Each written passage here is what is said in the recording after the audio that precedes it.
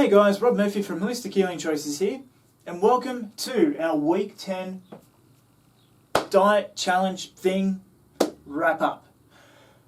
We did it. Well, I suppose more so I did it in this case, but if you've been following along, if you've done anything with this channel, you'll notice that this was the most consistent thing that I've ever done on here, which has been great. It has been a great learning experience as well. Kept me motivated, kept me going, and I had a goal. I had clear goals that some I've met. We'll find out a bit later today whether I got as far with the actual fat burning as I did with the weight loss itself. But anyway, let's get into the results. So, as of this morning, 93.1. So, effectively, I'm towards my longer term goal rather than my short term goal of 10 weeks of 95 kilos and heading down towards that 90. How did I do this? And is it sustainable, and is it actually even good for me? So, kept up with the intermittent fasting. That was good. That was easy. I've been doing it for, about 10 weeks now or so. So, easy. Hydration wasn't too bad, but at work at times it's hard to keep hydrated. I can only drink about 800 mils a day because of filling the bloody thing, filling my water bottle up, being in a room with a client for an hour where I can't actually drink anything, and days where I'm flat out, I'm just taking sips in between people where I can. Exercise. I didn't get as much exercise this week done as previous weeks, but I was doing a bit of running and I was lifting a bit heavier than I normally would to try and fire everything up. And so I think it worked. And I did fast for 2 days. So I did a 5 and 2. So a 48-hour fast to help remove some of that excess fat from stubborn areas. Now with that too, I've done a fair bit of research on that to make sure that it's safe, what to do. So hydration, hydration, hydration. If you're thinking of fasting, it is not for everyone. But with that too, if you first don't succeed with it, if you want to move that stubborn fat, there are some health benefits, and I implore you to go check that out. Some of them are great, and they help reset your immune system, but you have to be prepared for that. And a bit of emotional freedom technique, just to help with everything, with my energy levels, with my fat burning, with my belief about myself, that I can do this, that I can stay motivated. I'm pretty bloody proud of myself, to be honest. But anyway, I want to move into and talk about some other things that I found during this time. So let's have a look at where we stand body-wise. And the thing is, I've noticed a lot of improvements this week. Now I want to do a side-by-side comparison there with my first week. And I've noticed too that my posture, the more I'm doing weights, the more I'm sort of doing that. So that's something to focus on in the next. I'm probably going to make these monthly videos now, and especially if I do some sort of interesting exercise or something like that. But as it stands, 93.1, I'm pretty fucking ecstatic with myself about that. It's something I want to do, I need to do, so I can run a bit more, so I'm not so heavy on my goddamn knees, and just to give myself a bit more confidence. I feel happier.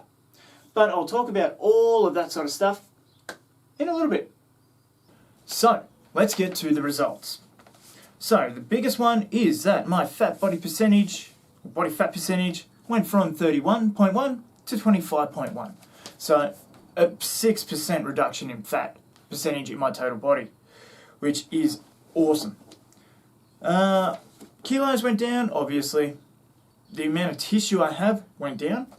So the degrees of fat went down about 7 kilos, while my fat-free percentage fat-free tissue in grams went up 1 kilo. So I put on 1 kilo in 5 weeks of actual lean muscle, which is great. Gynoid fat went down 5%, while the android fat, the one around my waist, which is the one I wanted to get rid of, went down about 9% by the look of it. So all leading to excellent things there. Although you can see that from previous one, I actually had more fat in my limbs.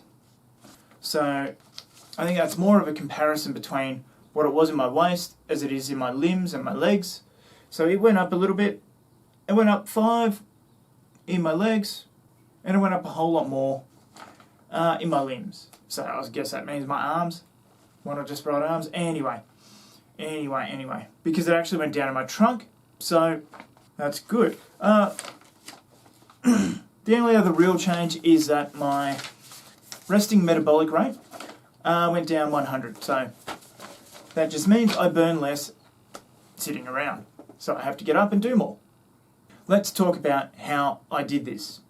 So, food. One of the most important things. What you put in your body. What you fill up on. Stop filling it with empty calories and stuff that's not going to do you any good. With that too, it comes down to, I use a principle of I can eat whatever I want, but not whatever I can. So when you're full, stop eating. Very important. And portion sizing. So going from a large coffee to a smaller one. Those sort of things. Having the burger and just the burger, not the burger, the fries, the wings, and everything else that comes with that combo meal. No fizzy drink, no excess sugary stuff, which also kills inflammation, which also means you can do more, you feel better, those sort of things as well. Not that I drink a lot of fizzy drink or any of that anyway, but even cutting out milk in my coffee and stuff that I buy, going straight for the long black. Now, I know not everyone has the opportunity to do this, but also to hydration. Hydration to keep everything flowing. Keep your waste system working at its optimal bit to get rid of all that excess stuff that's in your system anyway. Aim for at least 2 litres of water a day. If you can't do that, there was days I couldn't do that. You just need to do a little bit more work on that.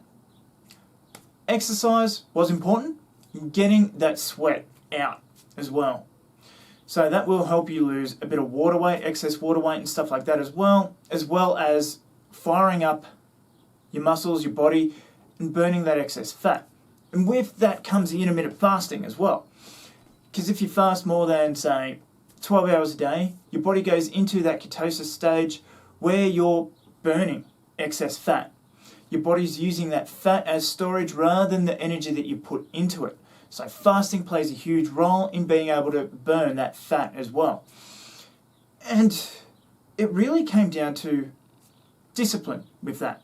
So what are you eating? How much energy are you going to get from that? How much glycogen? All that sort of stuff. As well as being able to fast. Doing a bit of research. What's going to break your fast? So milk, for example, in the morning coffee would break that fast. In saying that too, don't go, oh, I'm fasted for so long, I can sneak in, a bag of lollies here and all that sort of stuff. It's counterproductive. It is counterproductive. And I know I had a few big weekends while on this thing, and I was still able to lose weight. But could I have done better? Yes. And I know fasting isn't for everyone. If my fiance was to fast, everything in her way would be destroyed. She is the definition of hangry. She's going to hate me for saying that. So do what you can.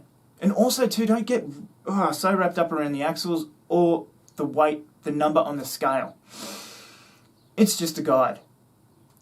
Like I said, I was 93.1. There was a day, the week before that, I was 95.1. That is like a drink of water. So, once again, what you put in your body, but don't starve yourself, don't do anything dangerous to your body. Keep hydrated. Keep as, nutritionally intact as you can by eating good foods, those sort of things. So don't starve yourself, even though I did a couple of 48-hour fasts in there as well. But that was more to just help myself burn that excess fat and to do a bit more because I'd researched it. So do your research first. And that was one of the ways that you could remove stubborn fat from areas. So I tried it and it worked to remove that fat around my waist. So I was bloody happy with that. But I'm going to enjoy myself a little bit more. As I said, I'm going to take this back, maybe monthly, maybe bi-monthly, who knows, especially if I do some cool exercise or something like that, because now I'm happy.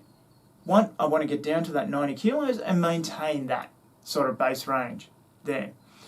And I've got, lifting goals, athletic goals that I want to achieve as well. So I'm going to keep doing my own thing.